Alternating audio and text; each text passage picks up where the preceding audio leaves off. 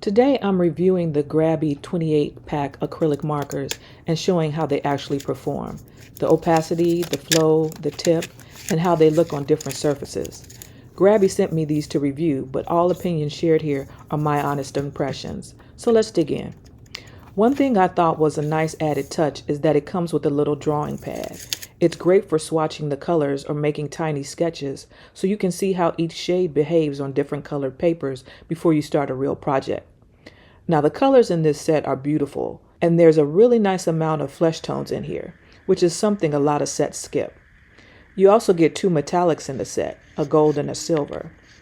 What I love most is how opaque these markers are, which means they can write on so many surfaces like paper, glass, stone, metal, ceramic, rubber, fabric, you name it. I'll show you here on a few different surfaces what I mean. I'd say the ink flow is smooth and consistent, so you don't get those patchy strokes that some other acrylic markers give. You do have to shake and pump them to get them started when you first use the set, but it's a quick one-time process. And the fine point is really stiff, which is great for tiny spaces, outlines, and detailed work. It doesn't flex or mush down when you're using it, which is good. I say the color variety is solid too, and if you like to see things grouped visually, I put mine in color family order, so hopefully that gives you a better idea of the range you're working with and how the palette looks as a whole. The only real downside for me is that the markers don't have colored names printed on them.